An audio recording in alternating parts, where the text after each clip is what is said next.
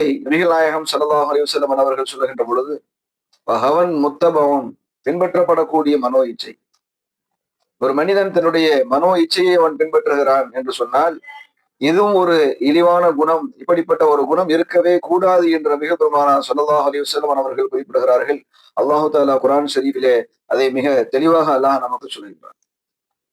குர்ஆன் ஷரீஃபிலே அல்லாஹ் இப்படி சொல்லுவான், வஅம்மா மன் காஃப மகாம ரப்பிஹி, யார் நாளை நாம் அல்லாஹ்வின் முன்னால் போய் நிற்போம் என்று ஒருவன் அந்த அல்லாஹ்வின் முன்னால் நிற்பதை ஒருவன் பயந்து, வனஹன் நஃப்ஸ அனில் ஹவா, மனோ இச்சையை விட்டும் தன்னுடைய நஃப்ஸை எவன் தடுத்து கொண்டானோ, ஃபஇன்னல் ஜன்னத ஹியல் மஅவா, நிச்சயமாக சொர்க்கம் அவனுக்கு தங்குமிடம் என்பதாக அல்லாஹ் குறிப்பிடுகிறார்.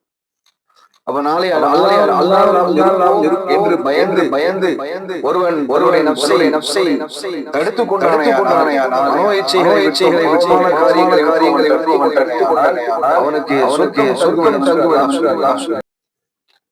இன்னொரு இடத்தில் அல்லாஹ் இப்படி குறிப்பிடுவான், வலா தத்தபிஇல் ஹவா ஃபயுலில்லக அன் சபீலில்லாஹ், மனோ இச்சையை நீங்கள் பின்பற்ற வேண்டாம், உங்கள் மனம் போன போக்கிலே நீங்கள் போக வேண்டாம். ஃபயுலில்லக அன் சபீலில்லாஹ், அப்படி நீங்கள் மனம் போன போக்கிலே போனால், உங்களுடைய மனோ இச்சையை நீங்கள் பின்பற்றினால், ஃபயுலில்லக அன் சபீலில்லாஹ், அல்லாஹ்வுடைய பாதையிலிருந்து, சரியான பாதையிலிருந்து அது உங்களை வழிதவறி செய்துவிடும், நீங்கள் வழிதவறி போய் விடுவீர்கள் என்பதாக அல்லாஹ் குர்ஆன் ஷரீஃபிலே குறிப்பிடுகின்றார். அப்போ மனோ இச்சைகளை யார் பின்பற்றுவானோ, தன் மனம் என்ன சொல்கிறதோ அதை எவன் ஒருவன் அந்த மனதிற்கு அடிமையாக ஆகி விடுகிறானோ, மனம் சொல்வதின்படி நடக்க ஆரம்பித்து விடுகிறானோ, அவன் நேரான பாதையிலிருந்து வழி தவறி விடுவான் என்பதை அல்லாஹ் குர்ஆன் ஷரீஃபிலே சொல்கிறான்.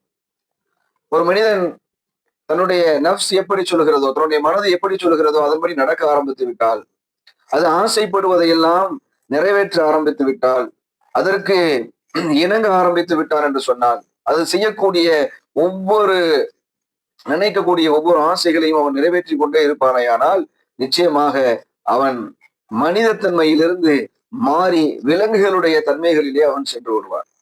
ஏனென்றால் விலங்குகளுக்கு எந்த வகையான கட்டுப்பாடும் இல்லை. அல்லாஹ்வுடைய பாதையிலே இப்படி இருக்க வேண்டும், இறைவழியிலே இப்படியெல்லாம் செல்ல வேண்டும் என்ற எந்த வகையான கட்டுப்பாடும் இல்லை.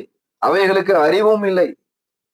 ஆனால் அல்லாஹ் நமக்கு அறிவாற்றலை கொடுத்திருக்கின்றான், சிந்திக்கக்கூடிய அந்த தெளிவான அறிவை நமக்கு வழங்கி இருக்கிறான், ஈமானை அல்லாஹ் நமக்கு கொடுத்திருக்கின்றான், இறை நம்பிக்கை அல்லாஹ் நமக்கு கொடுத்திருக்கிறான். அப்படி இருக்கையில் நாம் நம்முடைய அறிவை பயன்படுத்தி நாம் எது சரி எது தவறு என்று பிரித்தறியாமல் மனம் போன போக்கிலே போவோம் என்று சொன்னால், விலங்குகளுடைய தன்மைக்கு நெருக்கமாக நாம் ஆகிவிடுவோம்.